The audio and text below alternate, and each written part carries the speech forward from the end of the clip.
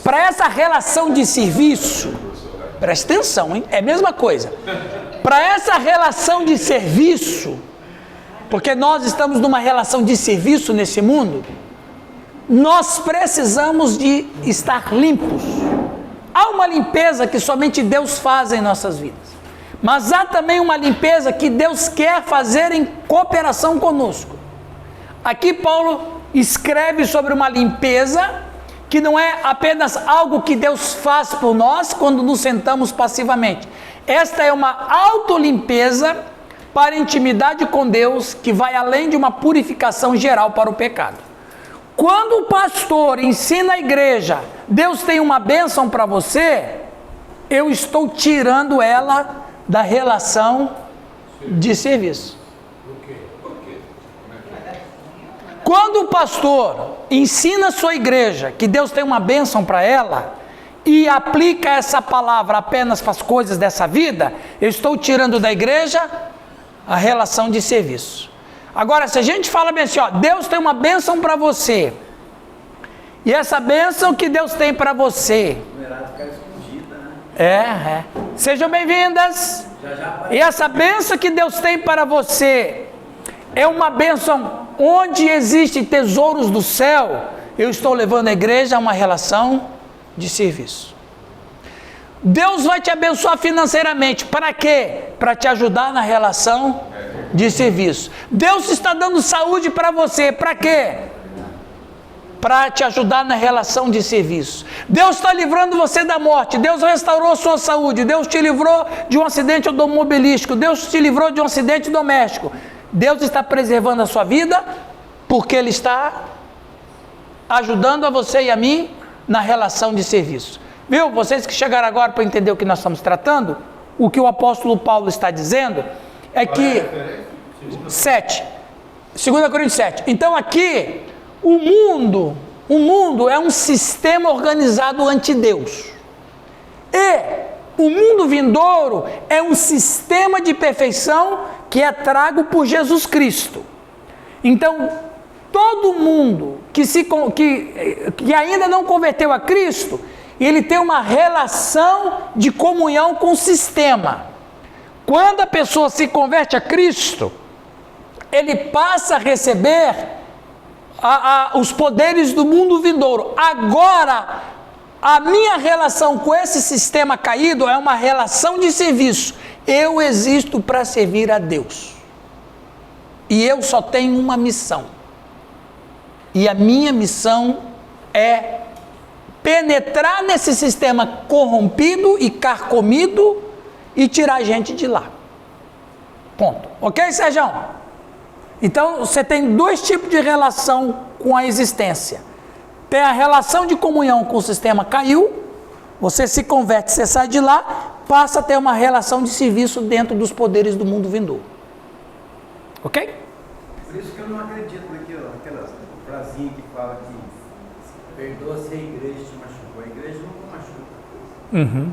A igreja está preocupada com o serviço. Com o serviço, exatamente. Não são aqueles que estão preocupados com o provisório que está indo no meio. Exatamente. Então, quando o pastor, vocês pastores, discipulam a igreja, botando no coração e na alma dela que ela tem uma relação de serviço, você tira aquela ideia que Deus existe para servir a igreja.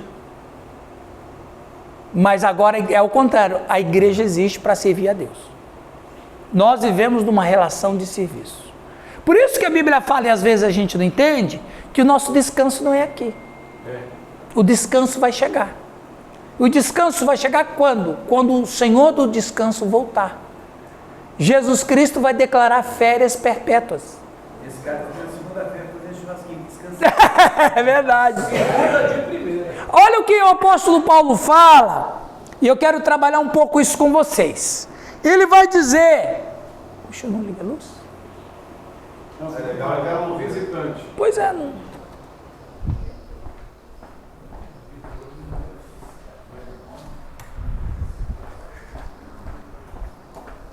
Aí, viu? Agora a luz veio, as trevas foram embora. Veja bem, Olha o que ele fala, gente. Olha que coisa interessante ele vai dizer. No verso 1. Olha como é que passa batido às vezes.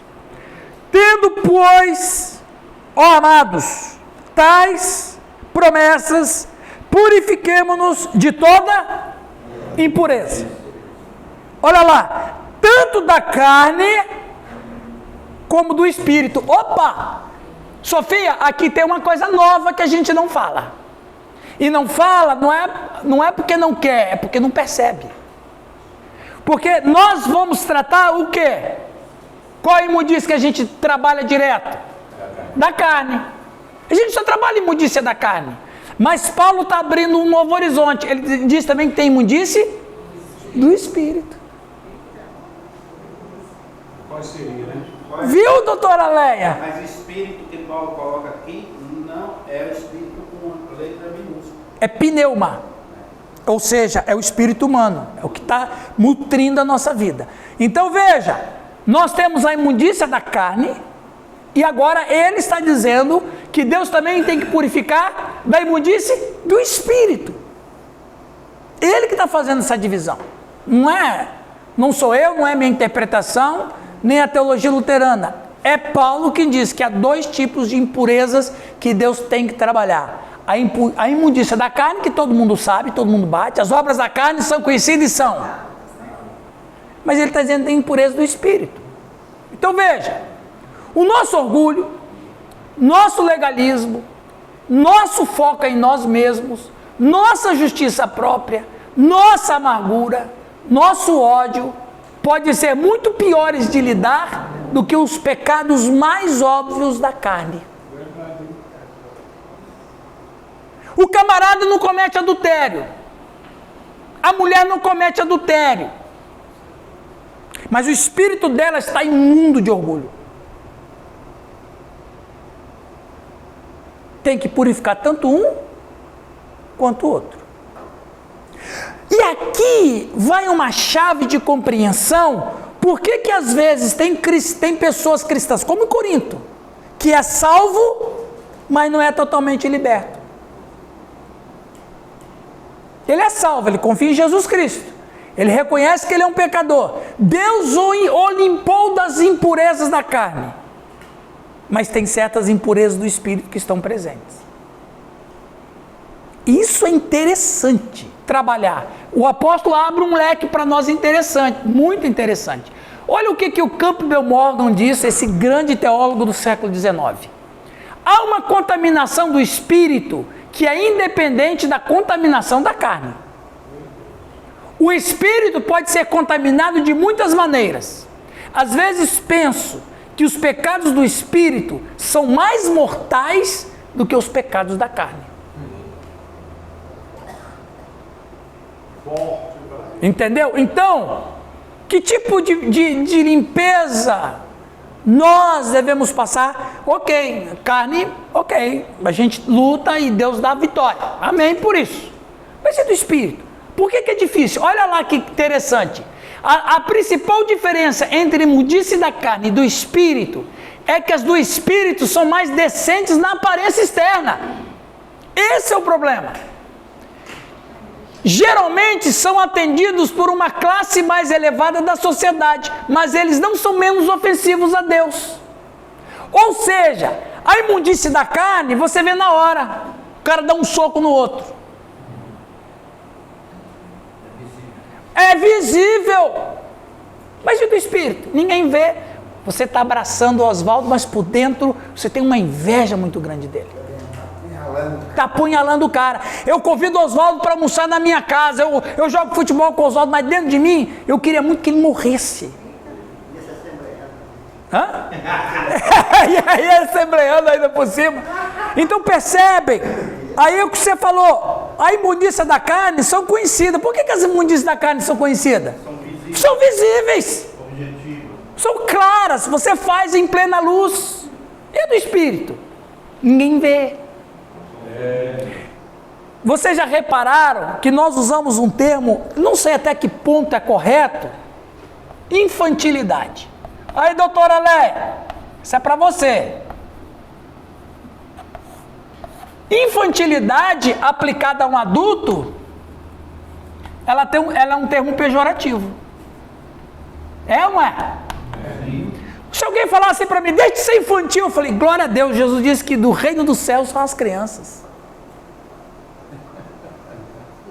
Veja, nós maculamos um período mais puro da nossa fase humana. Nós maculamos. É minha opinião. Quer dizer, chamar um adulto de infantil é pejorativo. Então, quando a gente pensa assim, fulano é orgulhoso, o cara vai dizer assim, isso é coisa de criança. Você pode reparar que tem muitos pecados que nós lançamos no campo da infantilidade. E de verdade qual é o problema? É que a criança, ela mostra. Mas não tem orgulho, né? Percebe? Ela tem humildade. Jesus disse, a história humana mostra isso. A criança briga com a outra, depois está brincando. Não é? Se não se arrepender como uma criança, não pode entrar no reino de Deus. Então, Deus tem que nos purificar do espírito também.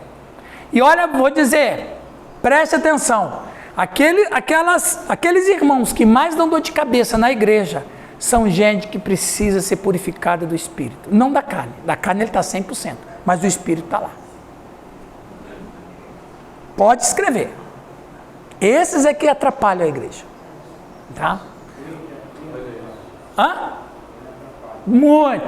O Matthew Henry, um teólogo inglês do século XVII, ele disse o seguinte: existem pecados da carne que são cometidos com o corpo, e pecados do espírito, maldades espirituais. Eu gostei desse termo, maldades espirituais.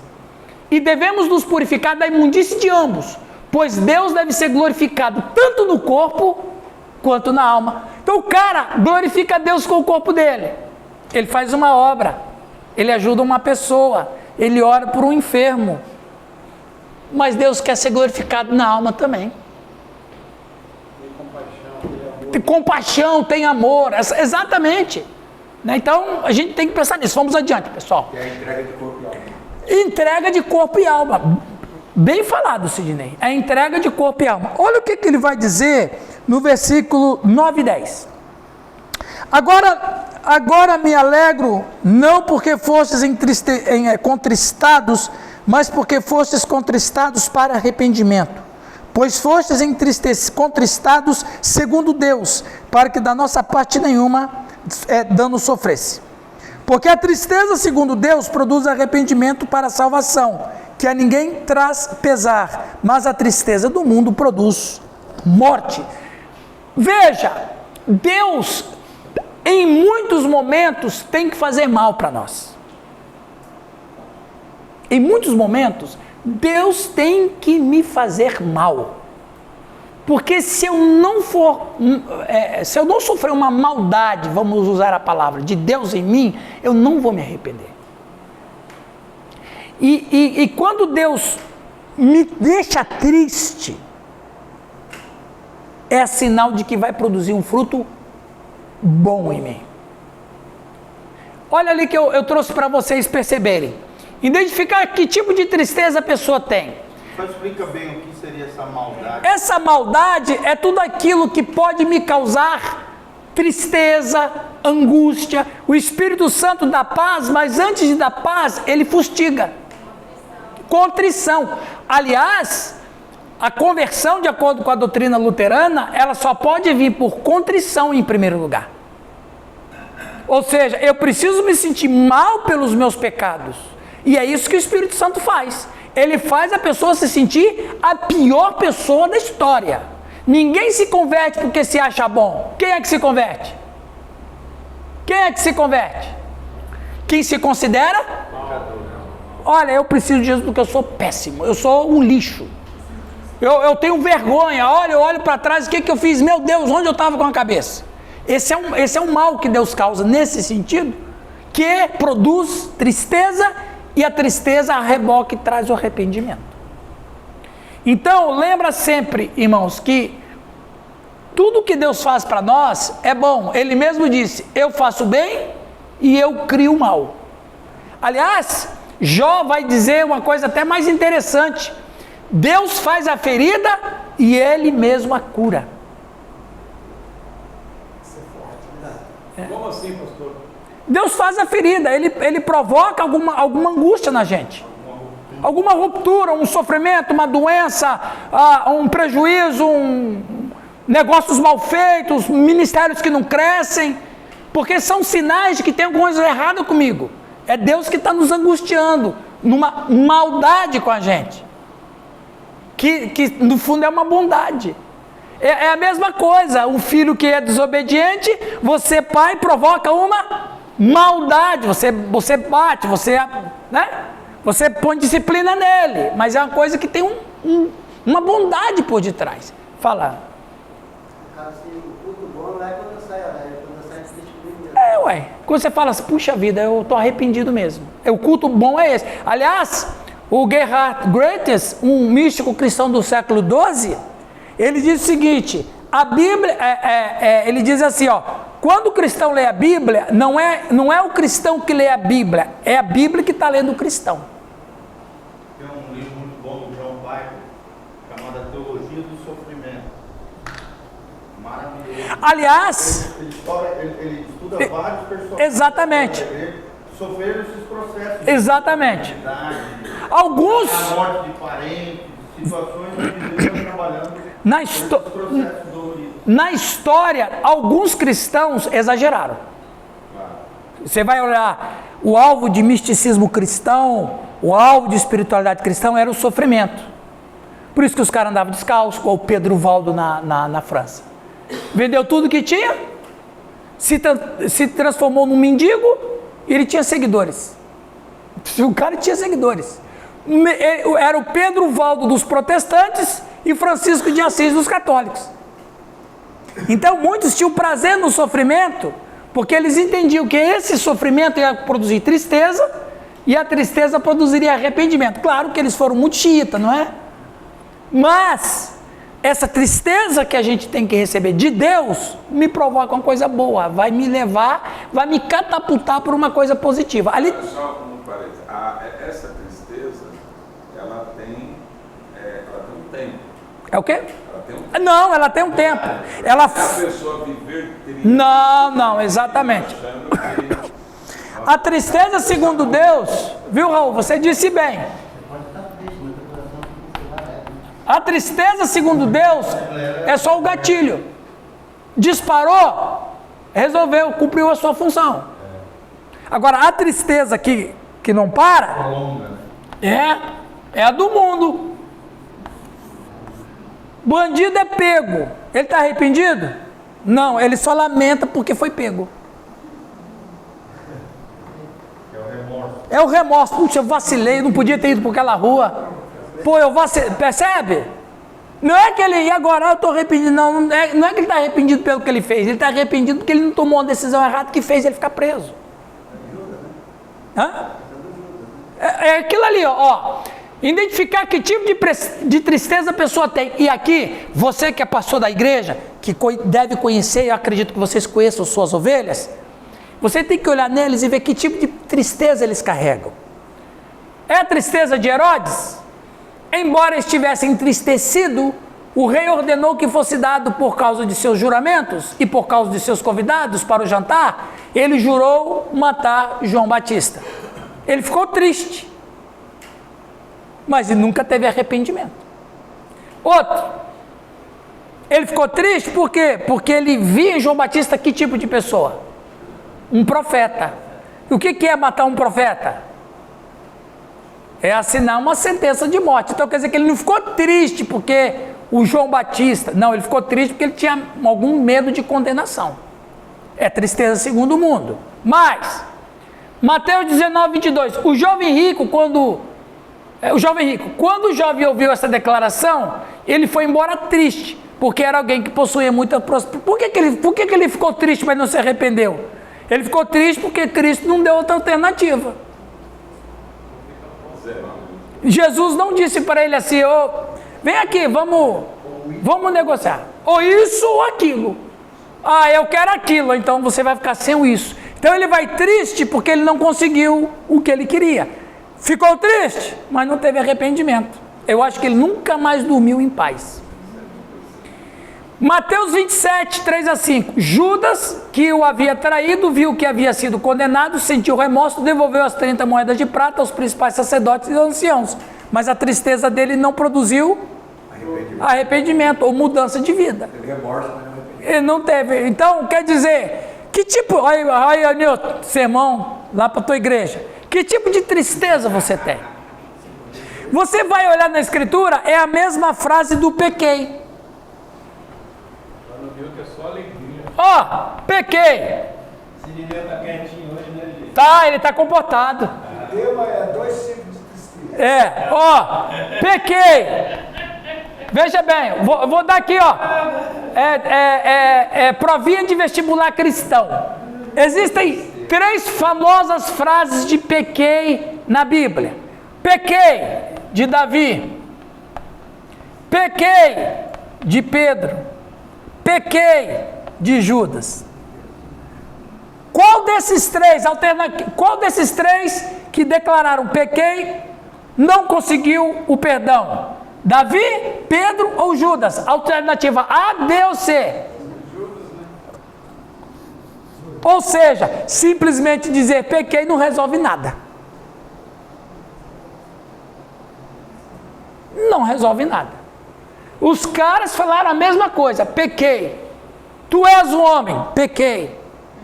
Não é? Pedro, na 3ª vez que negou Jesus, o galo cantou, pequei. O Judas chegou lá para os sacerdotes, entregou o dinheiro e disse, pequei. Mas só um não teve o perdão. Judas. Então, dizer pequei é muito mais do que dizer pequei. É ter uma tristeza que vem de Deus. Porque essa tristeza que vem de Deus produz arrependimento. Agora eu quero encerrar o capítulo dizendo isso aqui. Por que a tristeza, segundo o mundo, produz morte?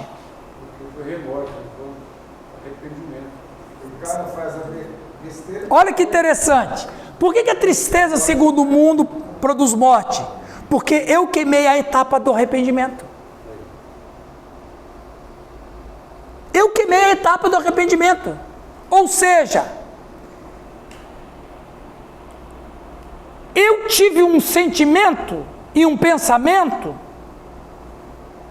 mas não foi aquilo que veio de Deus. Ele, na verdade, veio de mim. Ou seja, eu acabei de queimar o processo para me ter o arrependimento na minha vida. Ou seja, todo sentimento que eu tiver agora, eu não vou identificar como real. É uma coisa doida. Então, quer dizer, aí ele vai dizer, mas a tristeza, segundo o mundo, produz a morte. A pessoa que experimenta essa tristeza, ele nunca vai dar espaço para sentir outro tipo de tristeza. Por quê? Porque ele vai dizer, mas eu fiquei triste. Mas eu fiquei triste. Mas eu disse pequei. Mas esse triste, esse pequei não veio de Deus. Ou seja, ele vai chegar um momento na sua vida espiritual que ele vai confundir. Ah, então não tem mais chance para mim. Ah, então não adianta eu dizer que eu pequei. Ah, então não adianta eu ficar triste por aquilo. Ou seja, ele queimou a ponte real do que é um arrependimento. Porque ele vai confundir todo arrependimento como uma coisa só. E não é. Um é um arrependimento e o outro é um arrependimento fake. E o arrependimento fake parece com arrependimento. Você sabe, né, gente, que a nota de dinheiro, quanto mais mentirosa ela é, mais perto da verdadeira ela fica. E o arrependimento também vai nesse caminho. Quanto mais parece que eu estou arrependido, mais eu não estou. E eu vou confundir tudo ali na frente. A consciência de que eu me dei mal e que eu errei não vai gerar uma coisa boa, porque dentro dele ele vai sempre dizer, mas eu me arrependi. Não é que ele se arrependeu. Não faz de novo, né? Quem se arrepende de verdade? Exato, ele muda de vida, sim. Então, no caso, todo arrependimento ele No caso de Zaqueu, né? O arrependimento já é uma ação. Então, no caso de Zaqueu, lá, Jesus não falou para ele. Aham. Aí veio contando dele. Exato, aí ele mudou. Exato, então o que é o arrependimento? Conversão. O arrependimento no grego é metanoia, né? Metanoia significa mudança de mente ou de direção. Mente ou direção. Então quer dizer, eu estou aqui, ó. Aí eu paro porque alguém diz, ó, você está errado, você precisa se arrepender. Aí eu começo a andar aqui. Isso é arrependimento. Romanos 12:2. Isso é arrependimento, metanoia no grego e narum em hebraico, que é o mesmo sentido, mudança de direção. É como você disse, o Zaqueu mudou a vida dele. Ora, a mudança é arrependimento. Só que no Antigo Testamento, o arrependimento tem mais a conotação de mudança de comportamento. É mesma coisa. No Novo já é uma mudança de noia, né? Mas o comportamento é o que faz a pessoa. É o ego dele. O que faz a minha vida é o meu ego. O ego não tem problema. O problema é o egoísmo. Igual aqueles caras que falam, não, porque quando eu converti, Jesus destruiu o meu ego. Então ele acabou você, porque o seu ego é a sua pessoa. Jesus não destrói ego de ninguém. Pelo contrário, ele enche o ego da gente com o Espírito Santo. A gente vai se aperfeiçoando. Claro, exatamente. Passando para o capítulo 8, alegria e liberalidade. Qual é o título do segundo? Limpeza. O primeiro, capítulo 7? Limpeza. Limpeza do quê? Nós falamos do... Limpeza espiritual? Isso. No capítulo 8, é um capítulo mais charmoso, que, de acordo com os estudiosos, faz parte de uma terceira epístola. Verso 1 de 8. Também, irmãos, vos fazemos conhecer a graça de Deus concedida às igrejas da Macedônia, porque no meio de muita prova de tribulação, manifestaram abundância de alegria e de profunda pobreza. Deles superabundou em grande riqueza da sua generosidade. Porque eles testemunham na medida, preste atenção, na medida de suas posses e mesmo acima delas, se mostraram voluntários, pedindo-vos com muito rogos e graça de participarem da assistência aos santos. E não somente fizeram como nós esperávamos, mas deram a si mesmo, primeiro ao Senhor, depois a nós, pela vontade de Deus.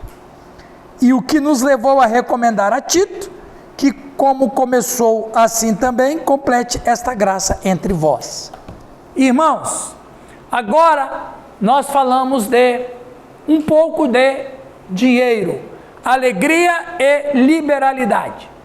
As igrejas da Macedônia, quais igrejas? De Filipos, de Tessalônica e Bereia. Então as igrejas da Macedônia eram desses três lugares. A Macedônia, onde tem essas três cidades, sofreu 3 guerras civis e foi reduzida a tal pobreza que Tibério César, atendendo às suas petições, reduziu seus impostos. Mas além dessa pobreza geral, as igrejas empobreceram devido à perseguição. Então a igreja tinha 2 problemas financeiros. Primeiro, o problema civil, a guerra. Isso. Tinha um problema civil e tinha um problema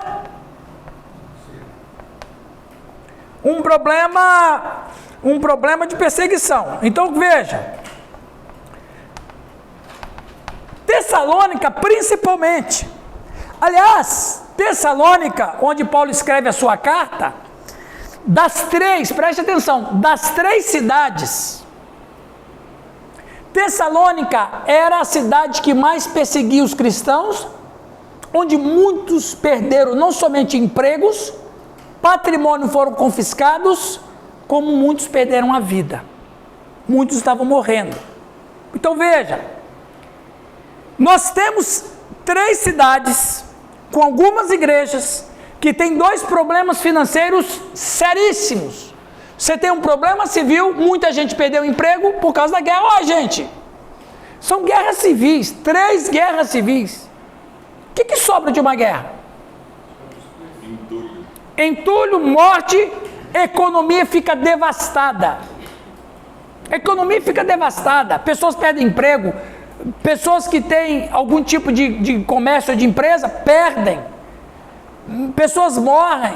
Ou seja, reduz a questão financeira, a cidade economicamente empobrece e a igreja empobrece também. Agora olha que situação interessante. Paulo vai dizer aqui, ó, vamos ler outra vez. Versículo de número 2. Alguém lê outra vez o verso 2, por favor? No meio da mais severa tribulação, a grande alegria e a extrema pobreza deles transbordaram em rica generosidade. Quando Paulo diz assim, aí você vai falar assim, mas por que Paulo não diz o motivo? Porque ele escreveu essa carta para eles e todo mundo sabia o que estava acontecendo. Você não vai ficar repetindo o que todo mundo já sabe. Então, quando ele diz que eles estavam o quê, Raul, que você leu ali? Muita prova de tribulação. Severa tribulação. É disso aqui que ele está se referindo. Mas eles abriram espaço para? Como é possível isso? Mas você sabe que na favela há muita generosidade e solidariedade. Sim. Devido ao sofrimento, porque eu sei sobre o sofrimento e eu sei que você está sofrendo. Então há muito. Já no meio dos burgueses, pelo fato deles não sofrerem, eles acham que ninguém está sofrendo. Ninguém está sofrendo. Então a dificuldade, ela gera a solidariedade. Por isso, pessoal, veja, olha o que o Raul está dizendo, olha a pérola. Até que ponto você é uma pessoa boa? Você não pode falar. Quando é que eu posso falar até que ponto eu sou bom? Quando surge uma tragédia.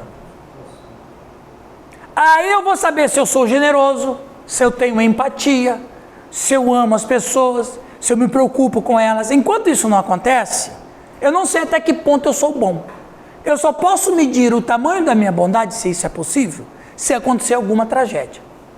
Com alguém próximo ou com algum desconhecido. Até que ponto eu vou ser tocado? Até que ponto eu vou ser generoso? Olha que interessante, Deus usa uma situação de calamidade pública para mostrar para a igreja qual era o nível de amor que ela tinha com gente que ela nem conhecia. Agora eu quero abrir um parênteses aqui. O apóstolo Paulo estava levantando ofertas para os pobres em Jerusalém, da igreja. Eu não sei, e aí eu quero botar vocês para pensarem, eu não sei se eles lá eram pobres, porque só pobres se convertiam, ou eu não sei se aqueles que foram beneficiados no começo da igreja não souberam administrar o dinheiro que foi dado para eles. Veja, essa carta foi escrita lá pelo ano 57, 59. O Pentecoste aconteceu aproximadamente no ano 34. Nós estamos falando no espaço de quantos anos? 30. A igreja primitiva vendia os seus bens e dava aos pobres. Aí eu pergunto, ou a pobreza era muito grande e não conseguiu de remir, ou só se convertia pobre, ou aqueles pobres não souberam administrar o dinheiro que foi dado. Eu não sei, mas é uma coisa interessante, porque 20 anos depois, Paulo está pegando dinheiro para mandar para os pobres em Jerusalém. Tá, mas se Paulo andou com Jesus, né, e ouviu o mestre diz assim, olha, a verdadeira religião é cuidar dos pobres. Os órfãos e as viúvas. Não, eu não estou discutindo esse mérito. Eu estou olhando, eu estou fazendo uma reflexão sobre quem vai ser beneficiado, não quem vai dar o benefício. Há um pensamento que eu já ouvi alguém falar sobre isso, que os irmãos da igreja vendiam os seus bens porque achavam que no dia seguinte o ministro era mais aqui. Sim. Porque Jesus voltaria. Então não precisava mais de bens. Então, praticamente, os que tinham posse eram pobres. esse pensamento de que vendam os seus bens, porque vocês vão precisar mais dele, é errado. Até hoje sabemos disso. Nós temos que sim ser bons mordomos. Sempre. Daquilo que Deus entrega em nossa mão. Falando disso ainda, como o pessoal diz, né? Do vil metal, a sua pobreza era extrema e incomum numa época em que a pobreza era quase universal. As aflições dos macedônios foram agravadas desde a primeira declaração do Evangelho, entre eles por aqueles elementos não conciliados do judaísmo, que enviaram seus emissários por toda a Macedônia, a fim de perseguir e impedir a pregação de Paulo. Então, os judeus que eram da sinagoga de Satanás, levaram seus emissários e foram perseguir a igreja, e como os judeus sempre tiveram influência política sobre os líderes para punir os cristãos. Olha lá. Só um detalhe, essa igreja não era templos. Não. Isso. Eram igrejas, grupos que se reuniam em casas. Isso, legal. O primeiro templo cristão, de acordo com a história, o primeiro templo cristão surgiu em aproximadamente 220 depois de Cristo, no período de Justino. Era tudo célula. Tudo célula. Tudo modo 8ª IPR. Já com uma interferência do Império. Sim. Então, é o registro mais antigo que se tem notícia de onde surgiu o primeiro templo cristão, que era super acanhado, não era nada suntuoso, era uma coisa absolutamente simples, pequena, e remonta o ano 220. Onde era? O quê? Esse templo? Esse que nós estamos falando aqui, numa província romana, eu não lembro qual é não, mas mais ou menos no ano 220, possivelmente na Capadócia, possivelmente, porque Justino, sim. Então não tinha tempo, né? Mas eles tinham, quando eles se juntaram, Sim. quando surgiu a Assembleia de Deus, né? Foi ali. Cheio de graça, né? Cheio, fala. Ele está se coçando ali, ele tá comedido, ele está se aguentando ali. Daqui a pouco. Essa é a ideia de Deus, a missão. A missão de evangelismo por todo mundo. Não é vitória, não. Vitória vem depois. Quem ia falar? Não, a Capadócia Ah. a atual Turquia. A atual Turquia, que era a antiga Ásia Menor, né?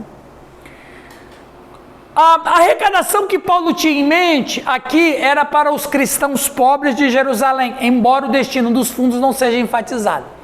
A alegria e a liberalidade demonstrada pelos macedônios, preste atenção agora. Agora é que é o grande X da questão. A alegria e a liberalidade demonstrada pelos macedônios brotaram da sua consciência do perdão de seus pecados e da pura felicidade da comunhão restaurada com Deus. Isso aqui é de uma profundidade, gente.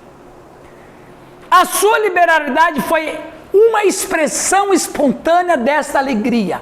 Ou seja, não que eles estavam comprando o perdão, não.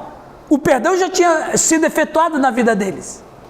É que eles sentiram tão gratos ao que Deus fez com eles, que eles se sentiam numa obrigação de amor de ajudar quem era cristão. Ou seja, a liberalidade deles foi muito obrigado, Senhor, porque o Senhor um dia me perdoou. Aqui que está a alma da generosidade cristã.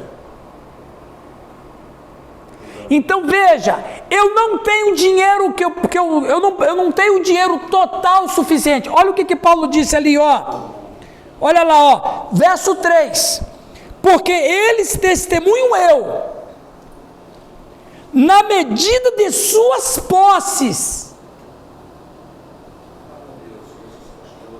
e mesmo acima delas, ou seja, eu tenho pouco. O que eu tenho é pouco até para mim.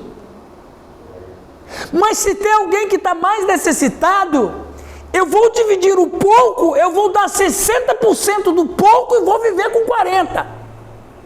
Por quê? Porque eles tinham uma gratidão a Deus pelo que Deus fez com eles e pelo que Deus ia fazer na eternidade. Mundo vindouro. Mundo vindouro. Então, o que eu tenho que ensinar à minha igreja?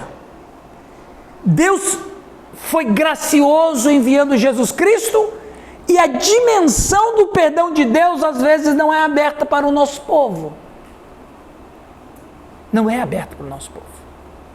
Porque na maioria das vezes nós falamos o básico, mas nós não enfatizamos o que custou isso.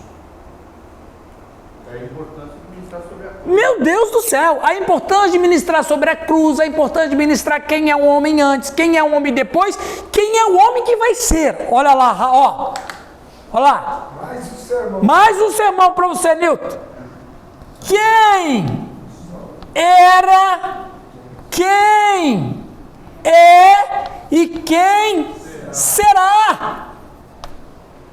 Meu Deus! Se isso aqui não bota uma generosidade.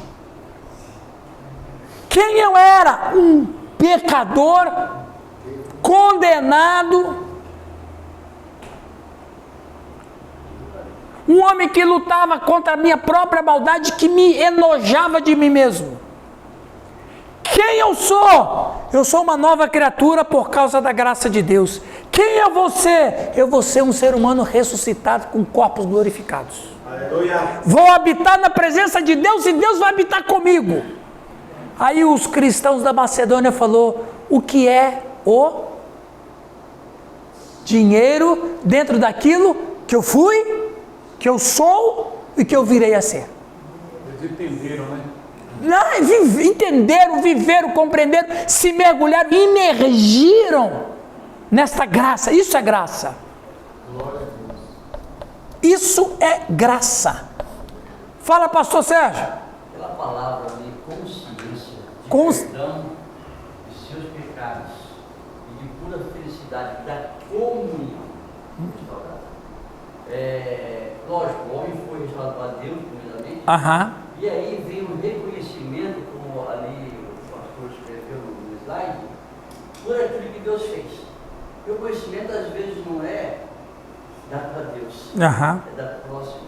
Ou para aqueles domésticos da fé, que nós aprendemos na palavra. É isso. Aí Isso. eu vejo duas vertentes, pastor, Sim. nesta comunhão.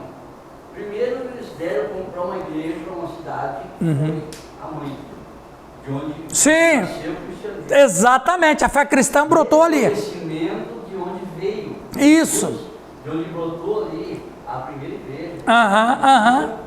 O que nós não fazemos hoje. Ó, rapaz, você agora Não fazemos hoje. meteu o dedo na ferida. Não contribuímos com uma igreja menor. Você passou a noite orando. Você passou a noite orando. O cara é batista.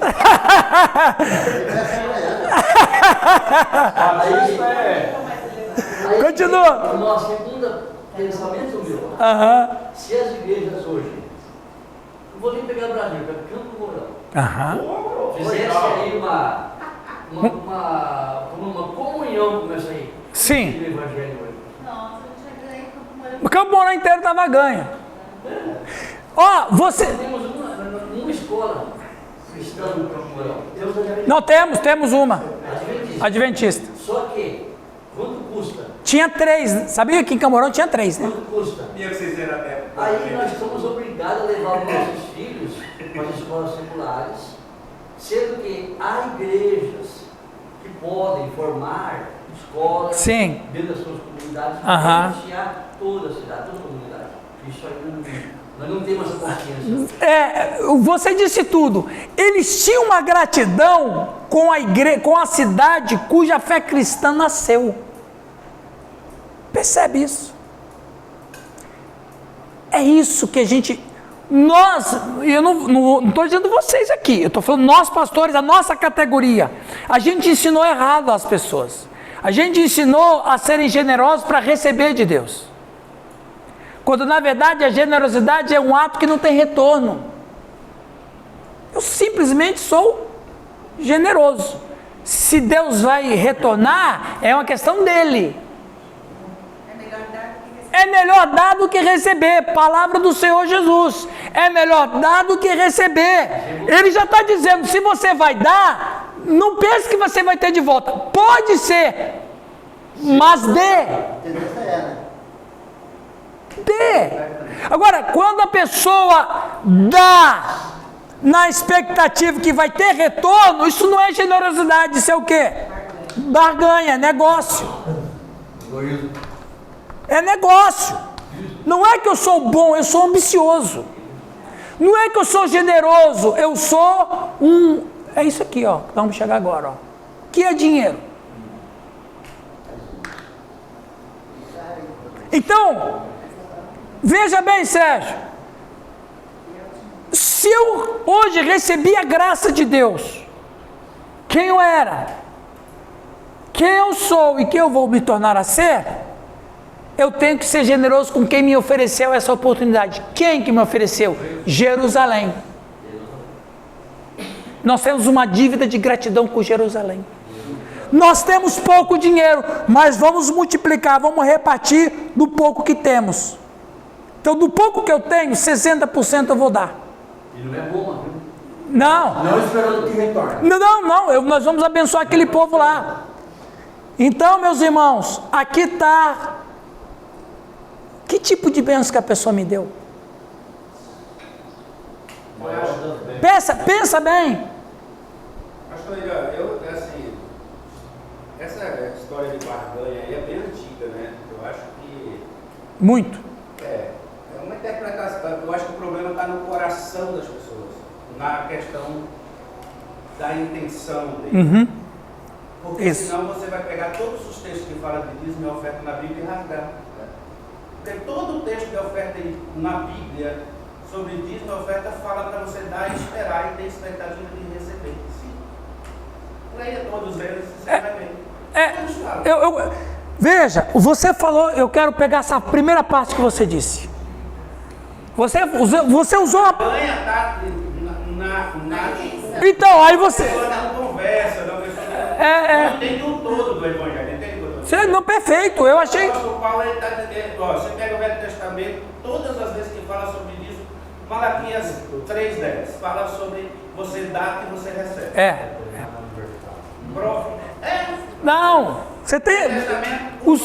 O seu argumento, ele procede, só tem um pequeno anacronismo que eu vou apresentar. Você falou uma coisa muito preciosa. O coração do cara é o que você falou? A intenção dele já... Aí o que acontece com o pastor? Eu alimento isso no cara. Eu alimento isso nele. Eu fico falando para ele, dói porque Deus vai te dar. O que eu estou fazendo? Eu estou alimentando a ambição do cara. Por isso que minha opinião, eu não acho que Edir Macedo, ele faz errado. Porque quem procura ele, quer ficar rico fácil. O Edir Macedo não tem culpa.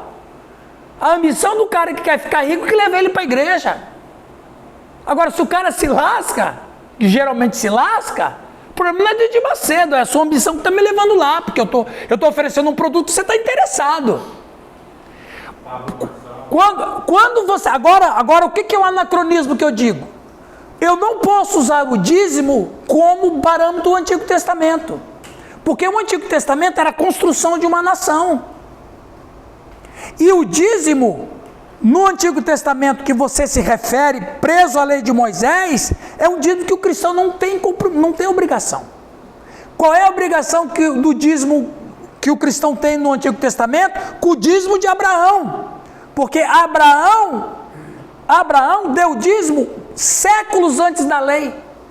Então, o dízimo que eu tenho que ter parâmetro no Antigo Testamento não é a partir de Moisés, é a partir de Abraão. Porque Abraão deu em reconhecimento à divindade. Mesmo espírito dos macedônios.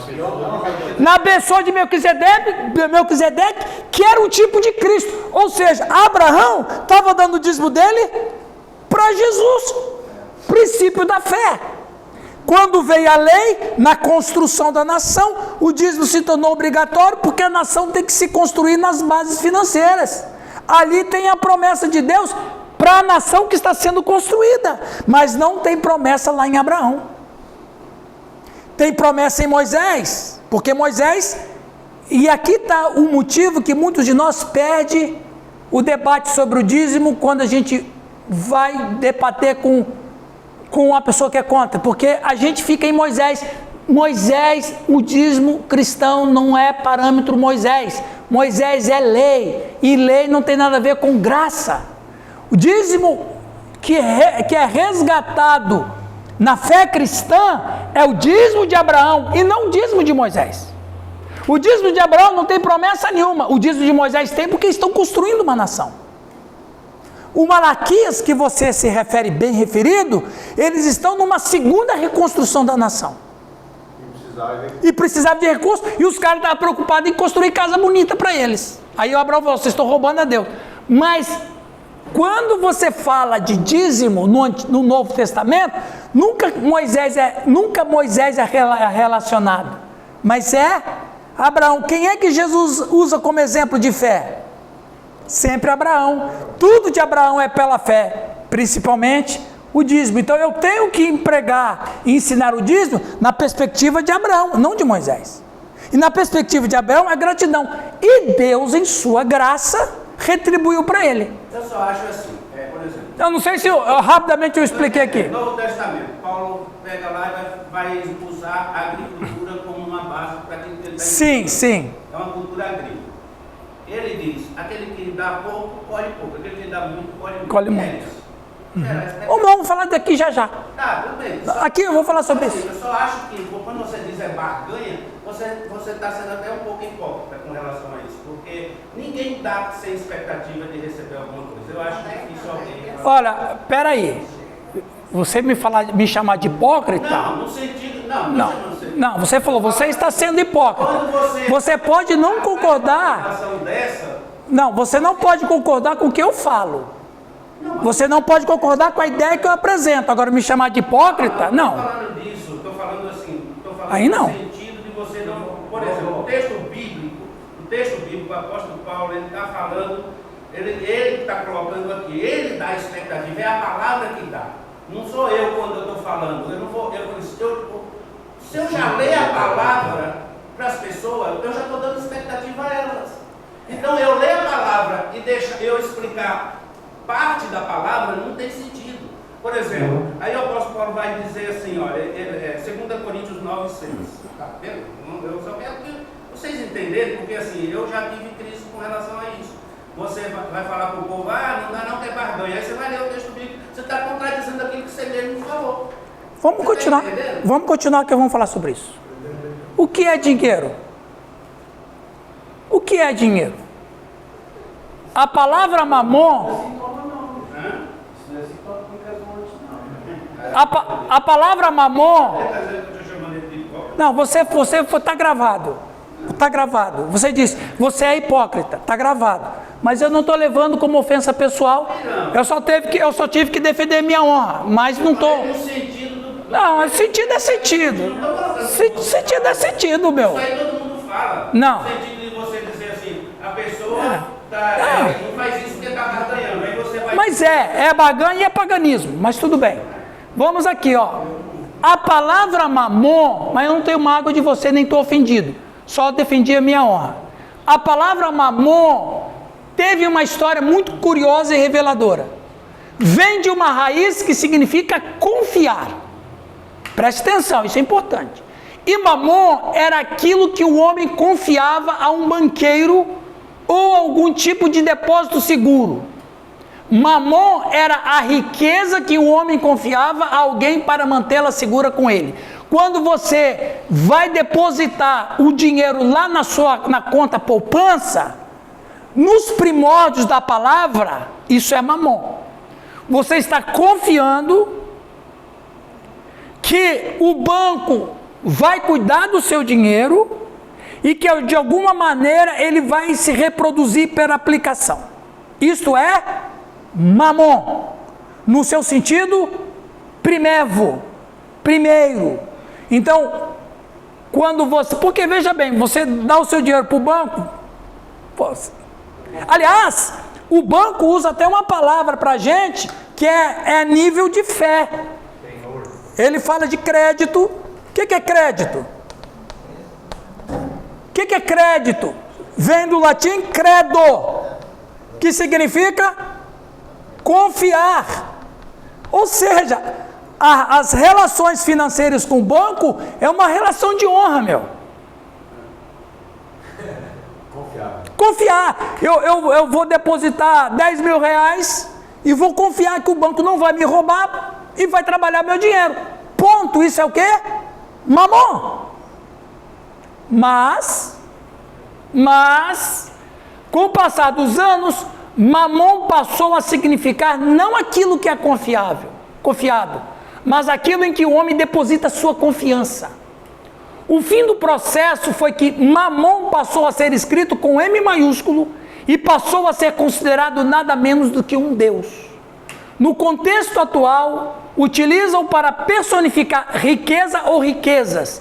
Jesus, agora olha aqui, personifica mamon como se fosse mestre ou senhor de alguém. Ou seja, mamon ficou despossuído do seu sentido original e se tornou um ícone. Quando Jesus fala, não podeis servir a Deus e a mamon, não é que Jesus transformou mamon numa personalidade. Ele já era uma personalidade nos dias de Jesus.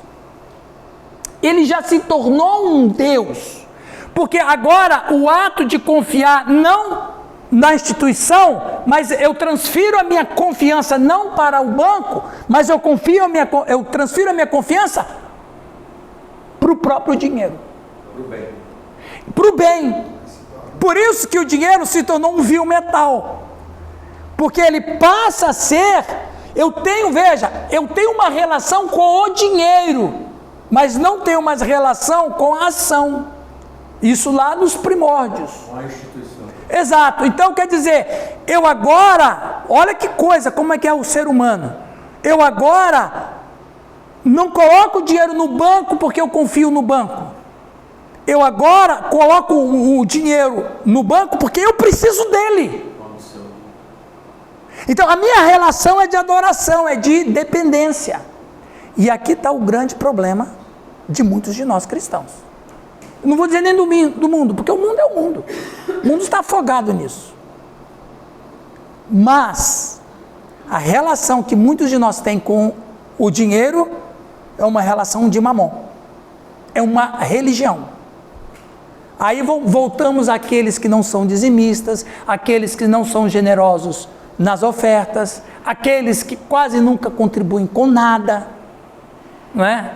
Mas que ele tem uma relação de dependência psíquica, emocional e uma dependência espiritual com o dólar. E aí nunca tem. Nunca tem. Interessante. Fala. Aí essa questão de contribuição, de generosidade tem a ver muito, igual você falou, com a graça, né? Sim. A pessoa que não é dizimista e ofertante, ele nunca entendeu a graça. Nunca. Entendeu? Sempre foi graça. Ele converteu, aceitou Jesus, mas ele não entendeu. Sempre foi graça. E ele sempre vai ter dificuldade. Sempre. A nossa igreja tem aquelas pessoas que são dizimistas fiéis. Você não precisa ficar falando para elas. Não. Não. Tem aqueles assim, que eles sabem que o dízimo é bíblico, mas não conseguem dizimar, não tem fé para dizimar. Eles entregam uma vez por outra, para, né? Você vê que o cara não entendeu. Não entendeu. Ó, irmãos, esse aqui, sabe o que é? Esse é o símbolo moderno do mamon. Ixi, é 8 ali, parece? É o sinal da eternidade, né? É o símbolo do infinito. Reinício de tudo. Ó, mamon. Esse símbolo, é uma religião. É uma religião. Agora, o Mamon que já era Deus, agora ele está institucionalizado. Que interessante. Interessante. Eu quero terminar aqui para a gente tomar um café. Uma vez nós estávamos na escola dominical, aí tinha um obreiro, ele estava era obreiro, ele estava, isso é tudo de dízimo e oferta, né? E ele não dava. E quem não dá o dízimo já começa a pregar para outros, não dá também, já começa a influenciar na igreja, né? Daí ele levantou e falou assim que ele não sente de dar o dízimo, né? Eu não sinto, né? Eu falei assim, mas o dízimo é fé, e a fé não sente, a fé sabe, né? Você sabe que você tem que ir, que a igreja precisa, né? Eu falei assim, então não é questão de sentir. Agora, eu falei assim, agora se você for agora aqui, lá no São Júlio Tadeu, e beliscar um morto, vê se o morto sente. É, não. Eu falei, então você tá morto, filho. É. Aí você acabou com o cara também. Essa é forte. Aí você detonou, hein? Vamos terminar com isso aqui. Como você sabe quando... Vai lá ver.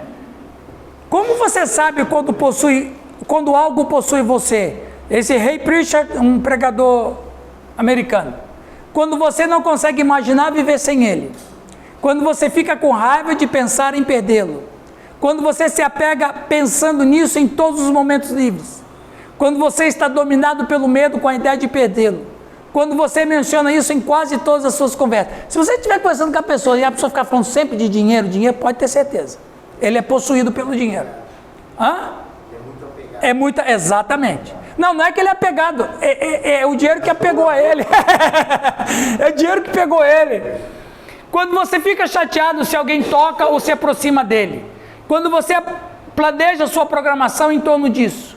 Quando outros o avisam sobre o seu apego aos seus bens. Quando preocupações com seus bens eliminam a alegria da sua vida. Se esses sintomas numa pessoa, de acordo com o pastor Ray Pritchard, é a pessoa que é possuída por aquilo. Sim.